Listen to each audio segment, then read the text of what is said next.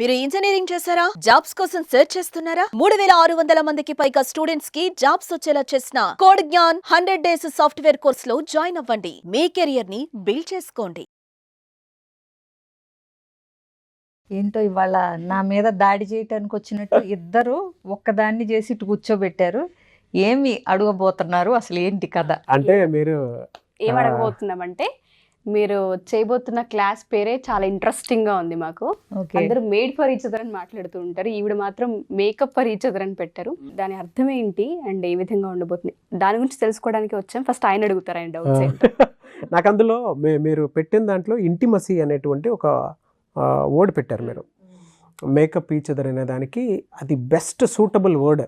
ఎందుకు అని అంటే వాళ్ళున్న జనరేషన్ పిల్లలు కానివ్వండి, లేదంటే ఎవరైనా ట్రెడిషనల్ మెథడ్లో వెళ్ళేటువంటి ఫ్యామిలీని కానివ్వండి, వైఫ్ అండ్ హస్బెండ్ మధ్య ఏ విధంగా ఉంది అని అంటే రిలేషన్షిప్ అప్పటి వరకు బాగుంటారో అక్కడి నుంచి సడన్గా అవాయిడ్ చేయడం స్టార్ట్ చేసేటువంటి పరిస్థితి చూస్తున్నాం మనం. 10 ఏళ్ళ నుంచి ఉన్నటువంటి రిలేషన్షిప్ కానివ్వండి, 2 months నుంచి ఉన్నటువంటి రిలేషన్షిప్ కానివ్వండి, ఏది ఉన్నా సరే అక్కడ వరకు బాగున్న రిలేషను సడన్గా, అంటే మీరు అందులో ఇంటిమసీ అని ఒక వర్డ్ వాడారు కాబట్టి అది ఎక్కడ డిస్ట్రాక్ట్ అవుతుంది అనుకోవచ్చు. అంటే ఫిజికల్గా మెంటల్గాను కొంత డిస్టర్బెన్స్ అయితే క్రియేట్ అయ్యి భార్యాభర్తలు దూరం పెట్టేసుకుంటున్నారు ఒకళ్ళనొకళ్ళు. ఎగ్జాక్ట్లీ. దూరం పెట్టేసుకుంటున్నారు. అది ఫిజికల్గాను దూరం పెట్టేసుకుంటున్నారు, మెంటల్గాను దూరం పెట్టేసుకుంటున్నారు. ఫిజికల్గా దూరం పెడితే ఒక రకమైనటువంటి టార్చరు, మెంటల్గా దూరం పెడితే ఇంకొక రకమైనటువంటి టార్చరు. బట్ టార్చర్ అయితే కామన్. అందుకే మేకప్ అని పెట్టారేమో మీరు మేబీ, ఎందుకంటే దాన్ని పాలిష్డ్గా ఇచ్చేయాలి కదా. ఎగ్జాక్ట్లీ. ఇలాంటివి ఉండడానికి ప్రధాన కారణాలు, ఆ ఇంటిమసీ దెబ్బతినడానికి అటు ఫిజికల్గాను మెంటల్గాను కారణాలు ఏమై ఉంటాయనేదే తెలుసుకుందామని వచ్చారు ఇప్పుడు మీరు. అవును, నా పాయింట్ ఆఫ్ వ్యూ నుంచి ఎస్పెషల్లీ నాగరాజు గారికి ఈ మేకప్ ఫర్ ఈచ్ అదర్, ఈ కథా కమామిష్ ఏంటని తెలుసుకోవడానికి వచ్చారు ఇప్పుడు. సో మీరు ఎత్తిన పాయింట్ బాగుందండి. యాక్చువల్గా బిల్డింగ్ ఇంటిమసీ అండ్ క్లోజ్నెస్ ఇదొక టాపిక్ అందులో. సో మీరు అన్నట్టు ఫిజికల్ ఇంటిమసీ లేకపోతే ఒక రకమైన ఇబ్బంది, ఎమోషనల్ ఇంటిమసీ లేకపోతే ఒక రకమైన ఇబ్బంది, మెంటల్ ఇంటిమసీ లేకపోతే. ఈ ప్రాబ్లం అంతా ఎమోషనల్ డిటాచ్మెంట్ వల్ల వస్తుంది. అంటే ఏంటి, ఒకే ఇంట్లో ఉంటారు కానీ వాళ్ళ మధ్య అందనంత దూరం. అది ఎక్కడుంది? ఫిజికల్గా వాళ్ళు ఒకే ఇంట్లో ఉంటున్నారు కానీ ఏదో గ్యాప్. అది ఏంటన్నది కొంతమందికి దాని మీద దృష్టి పెట్టి మేమిద్దరం ఇలా ఎందుకు దూరం అవుతున్నాం అనేది తెలియకుండా అది ఒక రొటీన్లో పడిపోయిన వాళ్ళు కూడా ఉన్నారు. అసలు వాళ్ళు దూరం జరిగిపోతున్నారు అన్న విషయం వాళ్ళకే తెలియదు. ఏజ్ అనుకుంటారు, పిల్లలు అనుకుంటారు, బాధ్యతలు అనుకుంటారు, ఫిజికల్గా రిలేషన్షిప్ ఉండదు ఫ్రీక్వెంట్గా. అలాగే ఎప్పుడు నేను వాడతాను అంటే, లేచామా, పిల్లలకి భర్తకి బాక్సులు పెట్టి పంపించామా, మనం కూడా ఒక బాక్స్ కట్టుకుని, అంటే ఇంట్లో ఉండేవాళ్ళు అయితే ఓకే, బయటికి వెళ్ళే వాళ్ళు అయితే వాళ్ళు కూడా ఒకటి పట్టుకుని వెళ్ళామా, సాయంత్రం వచ్చామా, ముచ్చట్లు చెప్పి మళ్ళీ వంట చేసామా, తిన్నామా, అలసిపోయామా, పడుకున్నామా, తెల్లారిందా. ఈ మధ్యలో ఒక లైఫ్ ఉందని, దానికి ఒక లైవ్లీనెస్ ఉందని, ఒక వైఫ్ అండ్ హస్బెండ్ ఉండటానికి బోత్ ఫిజికల్లీ అండ్ ఎమోషనల్గా క్లోజ్గా ఉండటానికి ఒక పద్ధతి ఉందని కూడా మర్చిపోయేంత బిజీలో పడిపోయారు. అవును, వాళ్ళకి ఏ గొడవలు రావు చాలా మందికి, కానీ ఒక యాంత్రిక జీవనం, బాధ్యత ఉంటుంది, అందులో ప్రేమ ఉంటుంది, కానీ దూరం కూడా ఉంటుంది. ఇది తెలియనంతగా వాళ్ళ జీవితాలు యాంత్రికంగా, మెకానికల్గా, రొటీన్గా అయిపోయినాయి. ఇది ఏంటంటే ఆ ఎమోషనల్ డిటాచ్మెంట్ వల్ల ఎవరికి ఎవరితోనూ పని లేదు. ఇవాళ రేపు ఉండటానికి ఇల్లు, డబ్బులు, ఒక ఫోను ఉంటే చాలు, పక్క మనిషితో పనే లేదు. అవును, అఫైర్స్ కూడా స్టార్ట్ అవడానికి అవే రీజన్ కింద కన్సిడర్ అవుతాయి డెఫినెట్గా. సో ఇక్కడ ఇంటిమసీ అనేది ఎప్పుడు వస్తుందంటే ఆ ఎమోషనల్ అటాచ్మెంట్, ఇది ఆ ఎమోషనల్ కనెక్షన్, అది బిల్డ్ చేసుకున్న రోజునే రిలేషన్షిప్లో ఒక లైవ్లీనెస్, ఒక స్పార్క్. కొంతమందిని చూడండి, వాళ్ళు వేసుకునే చెణుకులు, జోకులు ఎప్పుడూ కూడా లవ్ మ్యారేజా లేకపోతే కొత్తగా పెళ్ళైన వాళ్ళలాగా ఉన్నారు ఇంకా వాళ్ళు అనిపించేట్టుగా ఉంటారు, పెళ్ళై 30 ఏళ్ళైనా. అవును, కొంతమంది చూడండి, పెళ్ళై 4 ఏళ్ళైనా ఏదో అమ్మమ్మల్లాగా, అంటే ఎవరి పని వాళ్ళు చేసుకుంటా ఏటో పోతూ ఉంటారు. అవునా? దీనికి కారణం వాళ్ళ మధ్య ఉన్న ఎమోషనల్ అటాచ్మెంట్. పెళ్ళై 50 ఏళ్ళైనాక ఫిజికల్ అటాచ్మెంట్ కూడా అంత ఉండకపోవచ్చు, బట్ స్టిల్ వాళ్ళల్లో ఆ స్పార్క్ ఉంటుంది. నేను ఎప్పుడు ఆ స్పార్క్ అనే వర్డ్ వాడతాను. అంటే ఏంటి, ఒక లైట్నింగ్, ఒక మెరుపు ఉంటుంది వాళ్ళ దానిలో.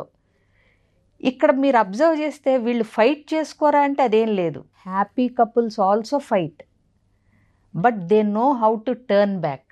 వెనక్కి తిరిగి ఆ ఫైట్ని ఎట్లా రిపేర్ చేసుకోవచ్చు, ఎలా మళ్ళీ మాట కలుపుకోవచ్చు, ఎలా ఇంకొకసారి ఇదే విషయం మీద ఫైట్ రాకుండా చేసుకోవచ్చు అనేది ఆ రిపేరింగ్ స్కిల్స్ ఉంటాయి వాళ్ళకి. ఎలా అండి అసలు ఆ బ్యూటీ ఏ విధంగా దెబ్బతింటది అసలు, అటు ఫిజికల్గాను మెంటల్గాను? ఏ విధంగా దెబ్బతింటది అనేది రైట్ క్వశ్చన్ అండి. ఇప్పుడు మనం ఒక మొక్క పెట్టాం, మీకు ఒక మొక్క పెంచుకోవాలనిపించింది, ఆర్భాటంగా ఒక పెద్ద కుండీ తెచ్చి ఒక మొక్క పెట్టారు, ఉంచారు, దాన్ని చూడరు, ఏమవుద్ది? ఎండిపోద్ది మొక్క. ఒక బంధం కూడా, ఒక రిలేషన్షిప్ కూడా, దాంపత్యం కూడా ఒక మొక్క లాంటిది. ఫెంటాస్టిక్. దానికి నీళ్లు పోయాలి, అవును. ఒక ఆకు ఎండిపోతే దాన్ని తీసేయాలి, ఒక చేడో పేడో వస్తే దానికి కావాల్సిన ముందెయ్యాలి, అప్పుడప్పుడు దానికి నైట్రోజన్ పొటాషియం ఇవన్నీ అందించాలి. సో అప్పుడే ఆ మొక్క కాస్త ఎదిగి పూలు పూసి మానయ్యి ఒక ఏమంటారు ఓడలు దిగిన వృక్షంలాగా అవుతుంది. అంతే తప్పితే మనం కుండీలో మొక్క పెట్టి దాని పాటికి చూడకుండా పోతే ఆ మొక్క ఉండదు అక్కడ. రిలేషన్షిప్ కూడా అంతే. చాలా రిలేషన్షిప్స్లో ఇదే రీజన్ అండి. ఏంటి అనుకుంటాం అంటే ప్రేమ ఎక్కడికో ఎగిరిపోదు, మనం దాన్ని రోజు రోజుకి దాని మీద వర్కౌట్ చేయటం లేదు, దాన్ని పట్టించుకోవటం లేదు అనేదే ఇక్కడ. ప్రతిరోజు ప్రతి భార్య భర్త ఆ రిలేషన్షిప్ ఎదగటం కోసం పని చేస్తూ, అంటే దాని మీద దృష్టి పెడితేనే ఆ స్పార్క్ ఉంటుంది. ఏదో గ్రాంటెడ్గా తీసేసుకుని నా పెళ్ళం ఎక్కడికి పోద్ది, మా ఆయనేగా సంపాదించి నాకే ఇస్తాడు అనుకుంటే అందులో ఇక తిన్నామా పడుకున్నామా తెల్లారిందే ఉంటుంది, ఇంకేం ఉండదు. వాళ్ళకి పిల్లలు ఉంటారు, పిల్లలు పెరుగుతారు, సెటిల్ అవుతారు, చూడటానికి అందంగా పెద్ద పెద్ద బంగ్లాలు కార్లు ఉంటాయి, కానీ అందులో ఉండాల్సింది ఉండదు. సో చాలామంది ఏంటంటే ఈ ప్రాసెస్లో పడిపోయి ఆ ఫీలింగ్స్కి ఎప్పుడైతే వాల్యూ ఇవ్వకుండా ఉంటూ ఉంటారో తెలియకుండా మిస్కమ్యూనికేషన్స్ చాలా ఎక్కువగా కనిపిస్తుంటాయి. దాన్ని రిపేర్ చేసుకోవాలంటే ఏ విధంగా? ఇందాక మీరు అన్నారు రిపేరింగ్ స్కిల్స్ కూడా అవసరం అని చెప్పి, ఒక మొక్క ఎగ్జాంపుల్ కూడా మీరు చెప్పారు. దీన్ని ఏ విధంగా సరి చేసుకోవాలి అంటారు? సరి చేసుకోవాలి అనే అసలు ఆలోచన వచ్చింది అంటేనే వాళ్ళు సవ్యమైన మార్గంలో థింక్ చేస్తున్నారని అర్థం. ఫస్ట్ ఆఫ్ ఆల్ ఆ ఆలోచన ఉన్నప్పుడు ఎలా రిపేర్ చేసుకోవాలి అనేది ఈచ్ కపుల్ని బట్టి యూనిక్గా ఉంటుంది. కొంతమంది మెల్లగా చెప్తే వింటారు, కొంతమంది గట్టిగా చెప్తే వింటారు, కొంతమంది సర్ది చెప్తే వింటారు, అంటే మనం సర్దుకుపోతున్నాం అని తెలియజెప్తే వింటారు. అంటే ఇవన్నీ కరెక్టా కాదా అని జడ్జ్ చేయటానికి మనకు సరిపోం.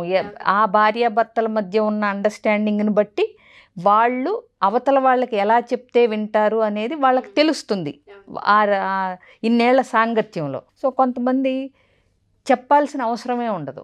సపోజ్ ఒక అలకు వచ్చింది, ఏదన్నా వచ్చింది, మాట్లాడుకోవట్లేదు 2 రోజులుగా, తర్వాత ఆయనకి ఇష్టమైన పకోడీను టీ తీసుకెళ్ళి ఇస్తే అది రిపేర్ కదా? అవును. అలాగే ఆవిడికి ఒక ఇష్టం, ఏదన్నా ఒక గేమ్ ఆడితేనో, కూర్చుని ఒక ఇండోర్ గేమ్ ఆడితేనో, అవన్నీ పట్టుకొచ్చి సరదాగా రా ఒక ఆట ఆడదామంటే అక్కడ రిపేర్ కదా? అవును. అవును. అంటే డైరెక్ట్గా మాట్లాడి నేను ఇలా చేసి ఉండకూడదు, ఇంకెప్పుడు ఇలా చేయను అని అంత ఫార్మల్గా కూడా చెప్పాల్సిన అవసరం లేదు. మన సినిమాలో డ్రామాటిక్గా పాత సినిమాల్లో డైలాగులు చెప్పినట్టు చెప్పగలిగే స్కిల్ ఉంటే అది కూడా ఓకే. కొంతమంది అలా కూడా మాట్లాడుకుంటారేమో, ఆ ప్రాసెస్లో దిగిపోతే చాలు. Darling I'm so sorry, I won't repeat it అనొచ్చు. ఇప్పుడు యంగ్స్టర్స్ బేబీ అనో డార్లింగ్ అనో అది వాళ్ళ ఇష్టం. సో తరాలు మారిన కొద్దీ అడ్రస్సింగ్ కూడా మారింది. కాబట్టి నేను అనేది ఏంటంటే ఏదో ఒక విధంగా నువ్వు సారీ ఫీల్ అవుతున్నావు అని కన్వే చెయ్యాలి అని నీకు అనిపిస్తే నువ్వు చేయగలవు. అది నేను అనేది. ఆ రిపేర్ చెయ్యాలి అనే థాట్ నీకు ఉంటే సగం ప్రాబ్లం సాల్వ్ అయిపోయినట్టే. మీ ఆవిడకో మీ ఆయనకో నచ్చినట్టుగా నువ్వు చేయగలవు, అదంతే ఇంకా.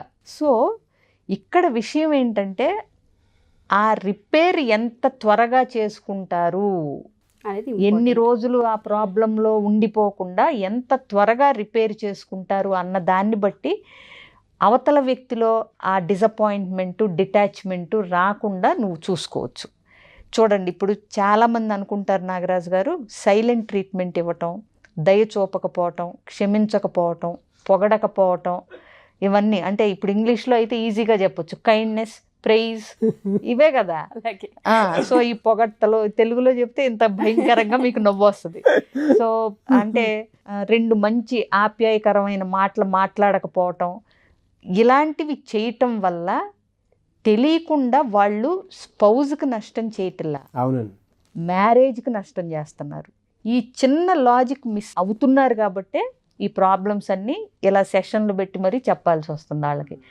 సెషన్కి రండి, ఇలాంటి టిప్స్ ఇంకా చాలా ఉంటాయి. Tools and techniques, tools and techniques scientific reasons డెఫినెట్గా. ఎందుకంటే ఇలా బిహేవ్ చేసే ప్రతి వ్యక్తికి చైల్డ్హుడ్ బ్యాగేజో బ్యాక్ డ్రాపో ఏదో ఉంటుంది. అవును, వాళ్ళ పేరెంట్స్ నుంచి వాళ్ళు అవి నేర్చుకుని ఉండొచ్చు. ఇలా చేస్తుందమ్మా ఆవిడ, 2 రోజులు మాట్లాడకపోతే ఆమె దగ్గు వస్తుంది. ఇలా చేస్తాడు ఆయన, 2 రోజులు వంట చేయకుండా కూర్చుంటే 3వ రోజు ఆయనే మాట్లాడతాడు. ఇలా టెక్నిక్స్ ఎక్కడి నుంచో నేర్చుకుని వస్తారు వీళ్ళు కూడా. బుర్రల్లో సబ్ కాన్షియస్గా అన్కాన్షియస్గా తెలిసి కూడా చేయరు, కొన్ని వచ్చేస్తాయి. కొన్ని జెనెటిక్ అంటాం, కొన్ని ఎన్వైరన్మెంటల్ ఫ్యాక్టర్స్ అంటాం, కొన్ని చైల్డ్హుడ్ ఎక్స్పీరియన్షియల్ ఫ్యాక్టర్స్ అంటాం.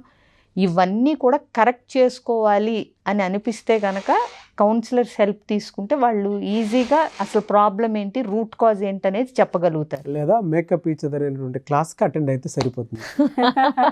అది ఎప్పుడూ ఉంది. వాళ్ళకి ఏమేమి అందుబాటు అంటే తెలుసుకోవచ్చో మేము ఆల్రెడీ చిట్టా చెప్పేసాం.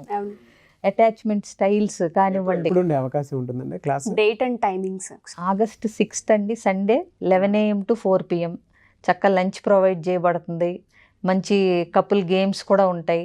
చూడండి, తల్లిదండ్రులు భార్యాభర్తలుగా ఎంత బాగుంటున్నారు అనే దాన్ని బట్టి children mental image of couples అనేది చిన్నప్పుడే పడిపోద్ది. అవును.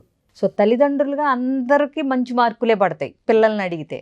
కానీ మీ తల్లిదండ్రులకి భార్యాభర్తలుగా కపుల్స్గా నువ్వు ఎన్ని మార్కులు వేస్తావంటే చాలామంది సంకోచిస్తూ ఉంటారు. పాస్ చేయించవచ్చు, మిమ్మల్ని చేయించకపోవచ్చు. So it makes a lot of difference.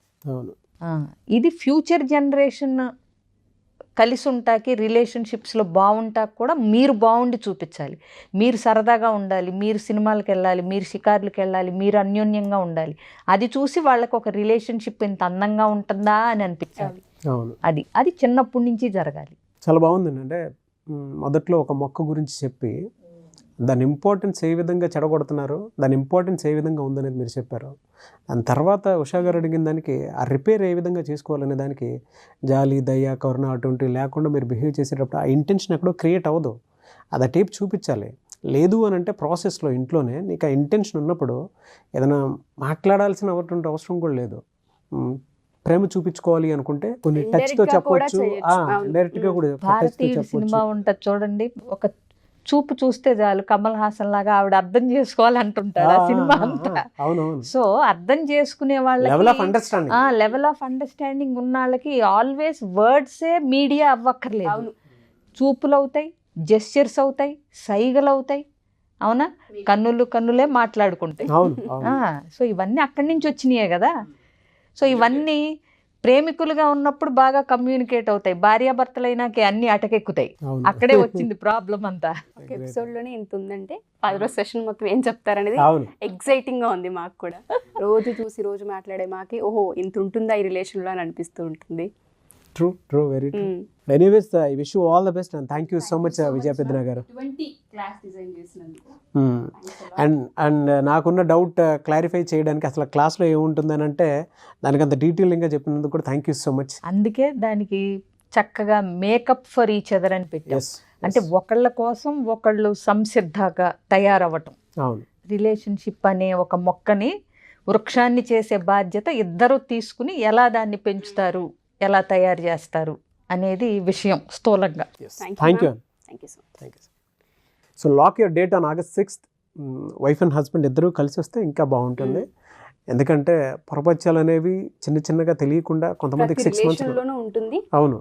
Specially and ఇంకోటి ఏంటంటే చాలా మంది అనుకుంటూ ఉంటారు ఆఫ్లైన్ సెషన్ అనగానే ప్రైస్ దగ్గర ఆగిపోతూ ఉంటారు. బట్ మనం ఈ క్లాస్ కి పెట్టింది మేబీ నాగరాజ్ గారికి తెలియకపోయింది చాలా తక్కువ ప్రైస్, మినిమల్. ఓకే, ఇప్పుడు సినిమా రేట్లే పెరిగిపోయి ఉన్నాయి. సినిమా థియేటర్ టికెట్స్ రేట్సే వాటితో కంపేర్ చేసి చూస్తే మీ జీవితం డబుల్ ట్రిపుల్ మిమ్మల్ని మీరు అందంగా తీర్చిదిద్దుకోవాలి అనుకుంటే మేకప్ ఈచ్ అదర్ అనేటువంటి ప్రోగ్రామ్కి మీరు అటెండ్ అవ్వచ్చు. వైఫ్ అండ్ హస్బెండ్ అయినా పర్లేదు. వైఫ్ ఒకవేళ ఆ రిగ్రెట్ ఫీల్ ఎక్కడైనా ఉంది అని అంటే దాని నుంచి బయటపడాలి అనుకున్నా కూడా, ఫర్గివ్నెస్లోకి మీరు రావాలి అనుకున్నా కూడా ఈ సెషన్ చాలా బాగా ఉపయోగపడుతుంది. ఇందాక ఎగ్జాంపుల్ చెప్పారు కదా విజయ్ పెద్దనా గారు, ఆ విధంగా మిమ్మల్ని మీరు రిపేర్ చేసుకోవడానికి ద బెస్ట్ టూల్ ఈ class. I wish you all the best. Attend అవ్వాలనుకుంటే స్క్రీన్ మీద కనిపిస్తున్న కాంటాక్ట్ నెంబర్కి కాల్ ఆర్ మెసేజ్ వాట్సాప్ చేసి ఎన్రోల్ చేసుకోండి. Thank you so much.